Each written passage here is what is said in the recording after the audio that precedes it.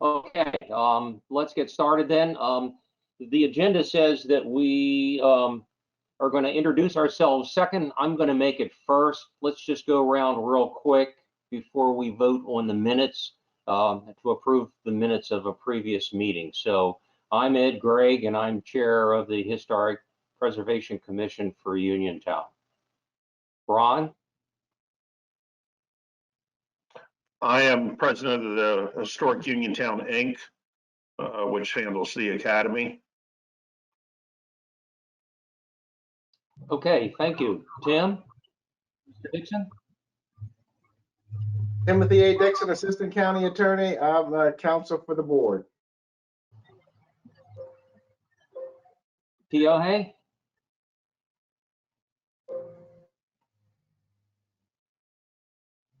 We can't hear you.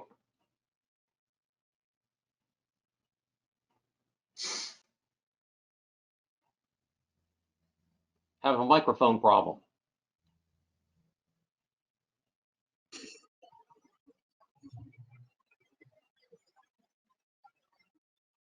Okay, let's skip for a minute, see if you can work that out. And Craig?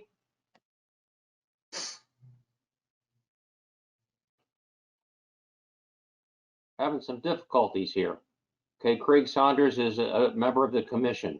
We can't hear you. Okay, Hannah? Hi, I'm Hannah Weber. This is my first meeting with you guys. I'm taking over Price Wagner's position as the liaison from the county planning department. I'm excited to work with you guys. Great to have you. Let's go back to Keohei. Have you gotten yourself? Yes, can you hear me okay now? Yes, we can hear you. Welcome aboard. He's our newest member. I'm also the newest member for this, and thank you so much. I'm sorry about that little technical problem I just had. That's okay. And last but not least, Chris Tomlinson. How you guys doing? We're doing great. You can All hear right, me? thank you. Yes, we can hear you. Okay. I don't think we didn't hear from Craig Saunders yet. Oh, yes, Craig. Okay, is this hearable now? Is this working better? Yeah, it's working better. Thanks, Tim. Yeah, okay. I just using a basic laptop here. Okay, good evening. Good evening. Okay, Tim, we're ready to go then, correct? Yes, sir. Well, you want to identify on the screen, on my screen there, I see the name Sam Weaver. Yes, this is Sam Weaver there. Yes, I'm a resident of Uniontown. Okay, fine, thank you. Okay, I didn't see a picture, that's why I was flummoxed.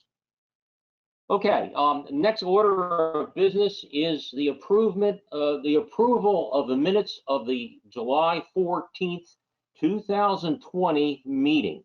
Now, candidly, I didn't remember a lot about that meeting, so I dug out the minutes and reread it myself.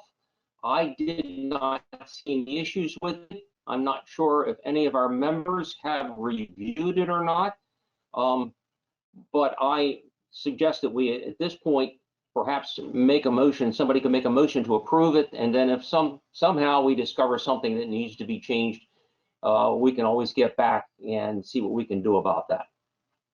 Does anybody want to make a motion to approve the minutes? Oh, sure, I'll make a motion to approve the minutes. They were succinct. Okay. I'll Chris Thomason, the motion. Do I have a second? I'll second it. Okay. All right. All in favor? Aye.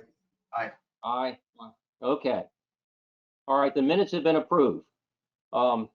Next on the agenda, and by the way, what this is more of just an informational thing this evening.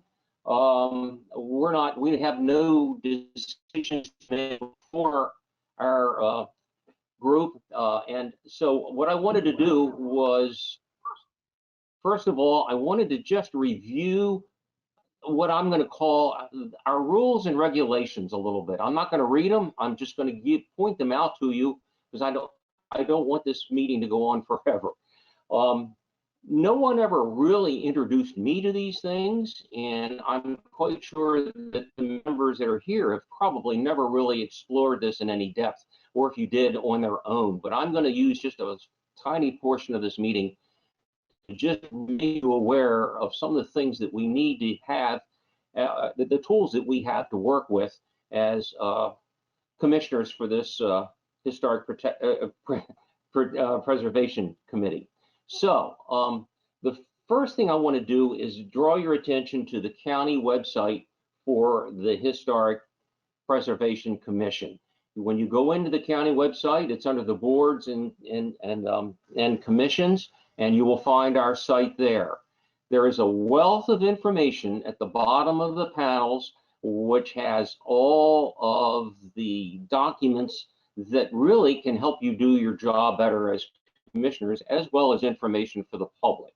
I'm just going to touch on a couple of things. Number one, the county code that gives us the authority to do what we do can be found there at the bottom. It's a third party. If you pronounce there, bottom party link, and if you persevere, it's chapter 158 of under the land use. In there is the legislation that created our Historic Preservation Commission. I think it's important to at least read it once or so to just get an idea of where we came from, how it came about, and what our role is. Secondly is our mission statement. Everybody has a mission statement, and we have one too. And I think it's important that you take a look at it, at least give an idea for what our mission is. And then we have our bylaws and procedures, which tells us how we are to conduct meetings. And this is important for the commissioners to understand kind of the rules of the road for how we do things. There's also links to 2 different applications on there, so that if you have a citizen that is interested, a resident of Uniontown that is interested in either doing a modification or repairs on a structure, or even a new structure, those applications are readily available to the public on the website. And last but not least on there are the design guidelines, and they are basically kind of the rules of the road that we use when we make decisions. They're not totally all-inclusive. There are many, you can find much more details if you go out and search for specific topics, such as windows or doors, etc. But the design guidelines are what we use when we are trying to make a decision or determining what is appropriate for Uniontown. And last but not least, I'm going to mention a couple of organizations that you have been getting some mail from that Joe Vance has forwarded to us as commissioners. One is the Preservation Maryland, and they have the Phoenix newsletter. Preservation Maryland is a nonprofit organization which is statewide. They're based in Baltimore, and they are interested in identifying and preserving historic properties, particularly those that right now are fixer-uppers, if you will, is one of their things. They also have a lot of grants, which could be very, very helpful to people and to historic districts. So I mention that because you will be seeing, we get mail forwarded monthly from Joe Vance. The other one is, the other group is the Maryland Historic Preservation Group, and they're part of the State Department of Planning. And they're the ones that really apply the federal rules, and we communicate with them periodically if we have a question about something. And they're the 2 agencies in Maryland, Preservation Maryland and the Maryland Historic Preservation. So those are the rules of the road and where you can find them, at least as a starting point. Does anybody have any questions? Any questions at all? Okay, well, let's get on. That was the first item in the agenda. The second item is what on your list is the third one, and I want to do that first, and then we'll come back to the second one. The third one is really essentially a discussion of guidelines for new structures in a historic preservation district. And by way of background, we got word late last year that there was an property on Trevanion Road that was for sale, 7 acres, and it was advertised as not being in the historic district. And that was not true. Through a bunch of phone calls with the realtor and in the county offices, I was put in contact with the actual real estate agent who said that that was in error, that the homeowner was the one that had said that that should be put in when it was in fact not true, and it was removed immediately. Out of that conversation with the realtor, he was quite interested in what we do as a historic preservation commission for Uniontown. He understood our role. He understood basically about the guidelines, and actually became a proponent for what we do. So after that, subsequently, I have had 2 separate parties that were interested in buying that property. It has a historic house, which is a frame farmhouse, but it's on 7 acres. And based on what both the real estate agent said, as well as other folks, apparently the planning department and zoning has said that yes, one subdivision, not subdivision, but it can be divided into another property. So the 2 prospective buyers that I spoke to, one was interested in perhaps putting a barn, small barn, perhaps for animals.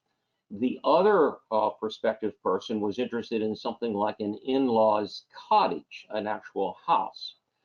None of this has come to pass. I'm not even sure who has bought it. I think it has been sold.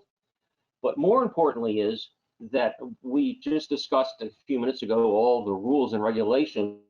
Well, part of that is and I'm going to hold this up here. This was design guidelines. I'm just showing you what it looks like. That you will find that on our website under the design guidelines, and there's a section in there for new construction, and there it goes through what we would consider when someone is proposing a new building or new structure. And the one thing that comes out as a theme for that, the whole thing, is that whatever is built should be in rhythm with the rest of the community, that is in concert with it. It should not be something that looks like an industrial factory or something that looks like a reborn Frank Lloyd Wright house, for example, which just doesn't fit in Uniontown.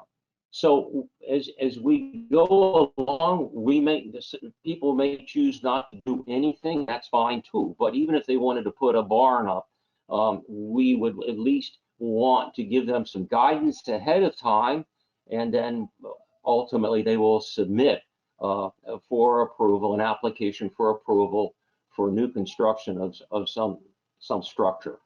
I wanted to bring that to your attention because you really should read up on the rules for I say rules, the guidelines for new construction. So Hey, that was that. Sir. Are you saying barn or bar? Like Barn, B-A-R-N, Okay. for animal. the first time it sounded like bar, second time it sounded like barn. I was trying to figure out they're putting like an old style tavern or something. Okay. Yeah, when I mentioned animals, I guess that really did carry the theme for an old style barn. But no, it's either going to be a barn or I would think a house, but we don't know that, and it again may not come to pass. But I just want to lay the groundwork for us in the future so that when this does, if something should come about, we have the tools here to begin to think about how to guide the people in a design with whoever's designing it. Any other questions? Okay, well, we're moving along. The third item is plantings. And again, we have nothing in before our board, or our commission. What I am throwing out is simply this, that there are already a number of houses that do have plantings scattered around in Uniontown of various sizes and closeness to the road, etc. I came up with 9, and that was only using Google's street scene. There could be probably more. And what I would like for us to think about and work on over the next couple of months is some guidelines that are in general that take away subjectivity and bring a little more objectivity into it. We already have existing plantings there, so we need to have we need to come up with some guidelines that I personally would like to present then to the community in Uniontown.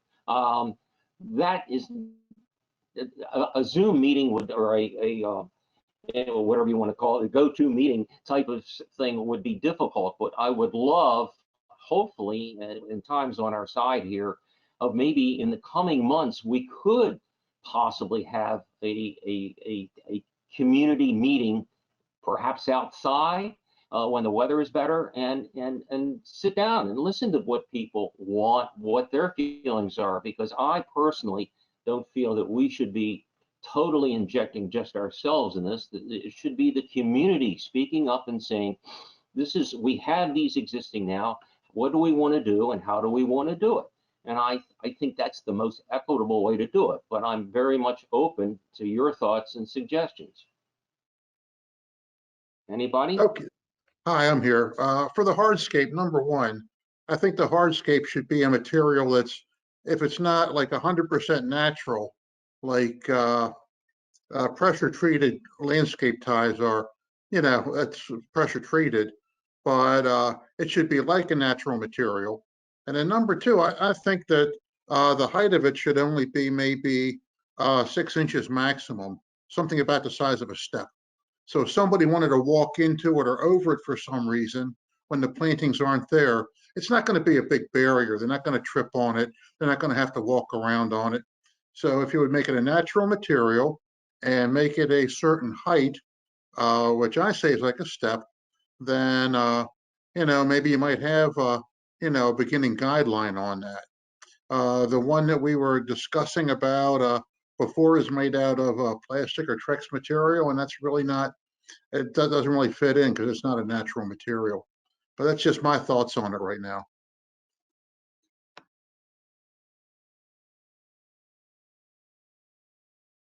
There we are. I forgot to unmute myself. I understand what you're saying, Craig, but what we need to do is get some of these thoughts put down, and then we begin to discuss them before we jump to any one specific, like you had pointed out. Let's see if we can't put some of these guidelines together. And that's not what we're here about this evening. I'm just trying to start the process. So thank you for the input. Anybody else? Yes, Ron. The only thing that I can say is, as a member of the Methodist Church, for one, several people have put plantings or planters in front of their homes so that people couldn't park in front of their house. Well, as soon as they have any overflow parking, they expect to park in the church parking lot. So right now, I bet you could go there and there'd be 3 cars in the parking lot at the church right now. And we're having problems where people are pulling up onto the sidewalk and things like that. The weight of the sidewalks are not made for a vehicle to sit on, obviously. So the sidewalks are cracking up and things like that. And we try to be a good neighbor. It's just a little hard to swallow sometimes. So.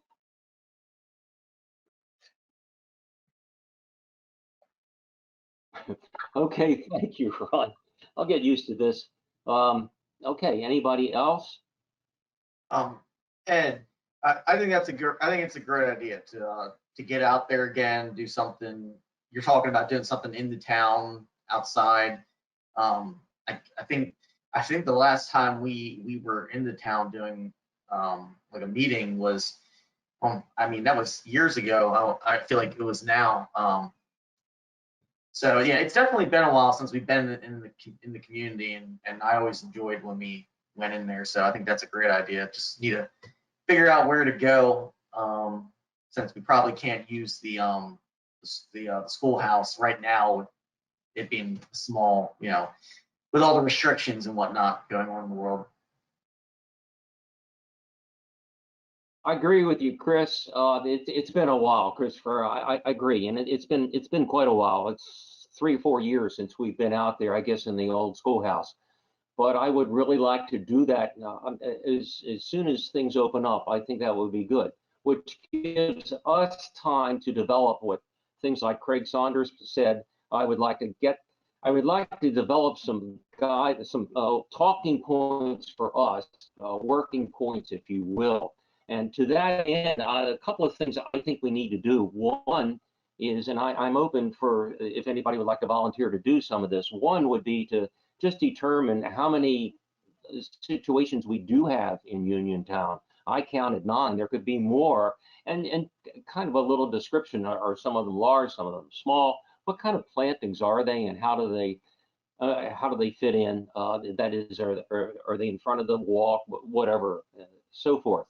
So we need to do something like that just to understand what's there now, because what's there now is there. So we need to figure that into our final proposal. And secondly, somebody needs to contact some of the other historic districts, particularly in Maryland, but it could be outside of Maryland, that have small villages, not Baltimore or Frederick or Annapolis, but places that have a typical, Uniontown's really a village, and to see if how they've handled any kind of plantings and things like that. So that would be very interesting if we could get that kind of information. And then let's see, those are the kinds of things I think we need to look at, and also see, again, double check our rules. The only thing I could find in our design guidelines was some very vague stuff. Under landscaping, I'm just going to read you this one paragraph. It says the landscape setting in which the structure is placed helps to define the streetscape and establish its mood and character. The patterns and types of trees, shrubs, flowers, possibly window boxes, should provide sufficient privacy and at the same time enhance, not hide, the appearance of the structure, the house itself, the reason why they're on the historic district to begin with. So there may be other guidelines. I sent the commissioners, I sent all of you something I found that hardscapes have some historic tradition, and some places they're reviving them because that's what they were 100 years ago and how they used them. I say hardscapes, that's kind of a vague term because the people define it differently. I'm going to call it plantings, but there seems to be a revisiting of some of this. So what would be what Uniontown have 100 years ago? 2 things I forgot to mention. This book, Joe Getty's book called Carroll Heritage, very, very informative, and has a lot of the houses in it from all around the county. And then the other document, which actually came from the Department of Planning, is this book. And it is a walking tour of Uniontown. And it has, for the most part, yes, it has, for example, a picture of a house, and then it has a write-up about it and that's the schoolhouse there. But it has write-ups about a lot of them. It doesn't have all of the homes from Uniontown, and I have a copy of this. And if somebody would like to borrow it, just let me know. We can do a handoff and you can take a look at it. But it is useful when we are trying to make a decision and we find a house, a picture of a house that's 100 years old. That's great that if we have an old photo. Not all the photos in this book are old. Some of them are somewhat current. So those are resources, and if somebody would like to, if we could get some folks or any of our commissioners interested in tackling any of this. And so I've been asking pictures, so I can continue to search for the pictures. And I don't also, I teach photography, so I have a lot of photography colleagues that might have connections, historians too. So I don't know where it goes, but I definitely can research on that. And I started already in town or asking people who have any old pictures, and I have a good response. It's just, they're kind of gathering for us. So I think I can certainly work on that for us. Okay, that's great. And also, I don't mind gathering the photos of those planters. Since then, I'm in town, I'll be taking pictures perhaps, and just kind of measuring certain things like heights or anything that I can observe, like best I can. That would be good. So we've got that covered. Does anybody want to research old photos at all? I can do it if nobody, I can pick up whatever anybody else is not interested in. I might also mention that the historic, Carroll County Historical Society, which is a nonprofit organization based in Westminster, has a wealth of information in their library, including old photos. And so I will explore that myself then. And we just need somebody to check in to see what rules and other historic districts are doing, if anybody is interested in checking that out. Anybody, Chris or Craig? And when you say check out other historical areas, you're referring to like other counties? Yeah, other counties, or in Maryland or in Pennsylvania or Virginia. I'm just looking for other little villages that may have addressed these issues. I'm not sure we're going to find anything, but a cursory check, you never know.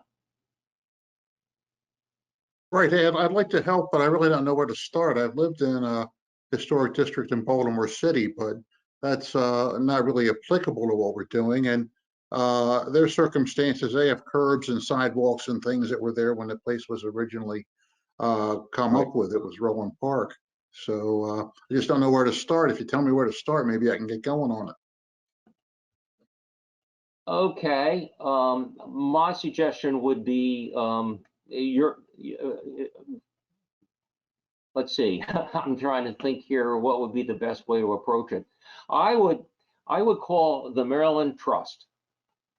That's in Annapolis. It's the Maryland Historical Trust, and ask them for some guidance and see if they have any information, because they are the appoint people for all of the state of Maryland for historic districts. So give them a call and check it out through them. I think that would be that would be the least that would be the easiest thing to do, and would not waste a lot of time. Is that okay with you, Craig?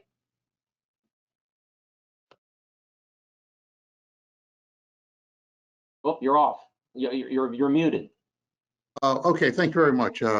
Yeah, I'll give it a try. I think that I might just have to send you an email to make sure I'm clarified with what exactly the results we want are, and then we can move forward. So instead of just telling somebody, hey, tell me about this, I can say, well, we want to know A, B, C, D, and that sort of thing.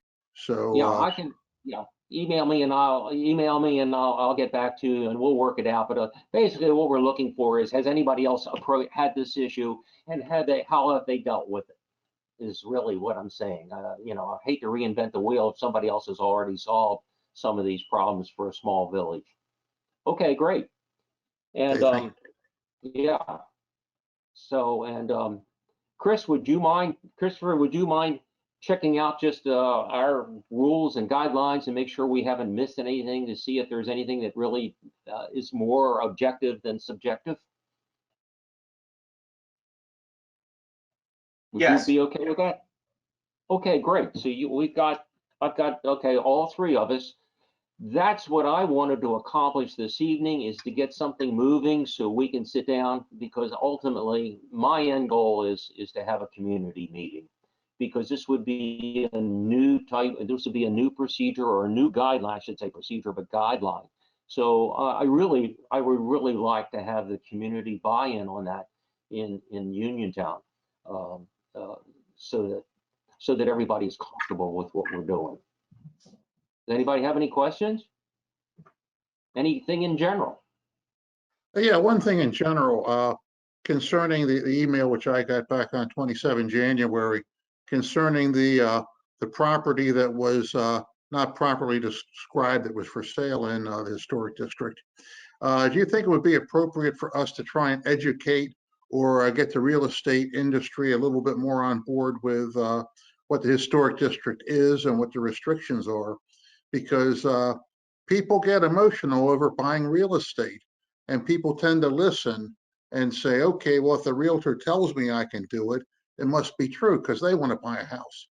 And with some kind of education, some kind of guidance to our board of realtors or whatever, would that be helpful? It would be terrific. And if you could maybe come up with a draft document or an outline of a document that I've said for a long time that we need to work with the real estate community. And I'm going to say 4 or 5 years ago, we had actually a real estate agent show up at one of our meetings, and it was just to come and hear what we did. And I applauded her. I said, please bring more of the realtors and compatriots, but that didn't happen. So I agree with you. The other thing I think we should do is also, and I've talked about this a lot, but some of it is cost. I'd like to do a mailer to all the residents of Uniontown once a year saying, hey, you're in a historic district. Here is basically where you need to make an application, and nothing in great detail, really just a postal. As some of you may know, I have in Portland, Maine, in a historic district. It's a condo, and it's in a 100-year-old building, and so 7 condos in it. And I get a mailer once a year. Hey, if you're going to do this, this, or this, just call us, and you'll probably get quick approval if you're just repainting or fixing up. If you have to do this, you're going to have to put an application in. So that would be, the more we educate people, the better they're going to be, because we keep on finding that there are some people in Uniontown that are unaware of even the application process. Ron? I had someone ask me to ask the commission, 3454, just put in some replacement windows. And I didn't see that come through as an application. I didn't get any kind of notice in the mail about that there was going to be a hearing for that or anything. We have not received anything. I'm not, Joe Vance usually sends us out as soon as she gets an application, we get it. So it has not been received in Joe Vance's office at the county office building. So what is the procedure for that type of thing when someone would put replacement windows in or something like that without the permission of the commission? Are they doing it right now? I think it's already been done. Mr. Dixon, that's a code enforcement issue, isn't it? Yes, that's a code enforcement issue. Are you sure it's been, the replacement windows have been put in? Yes. Okay, send, if you can, do you have Joe Vance's email? Send her the property address and that statement, and then we have to get the zoning administrator to look into it. Okay. All right. Thank you. All right. And Ron, if you see anything like that happening, if you can nip it in the bud, print out or tell them the application's online, and they can certainly go ahead and I don't want to be that guy that's running through town and right. As a spy or anything. Right. But I do like to preserve the integrity of the town, the historic structures and stuff. I really do have a love for the old houses, so. Okay, that's good. Thank you. Anything else? All right, we'll close the meeting. Ed, thanks for sending those documents over. I really enjoyed the thing from the old house. The Sanborn maps, I'd never heard of them, and I ended up spending way too much time last night going through those maps, looking at old towns and everything. But yeah, those Sanborn maps are pretty cool. That's good. I'm glad you got good stuff out of it. That's great. Okay, are we all finished? Does somebody want to make a, yes, Ron. I should say. Okay, bye. Okay, somebody make a motion that the meeting's over. Somebody Yes. make a motion? Okay, Keohane has made a motion to end the meeting and second it. Okay, all in favor? Aye. Okay, great. Guys, great Thank seeing you. you. Are we okay, Tim? Thank you, Tim.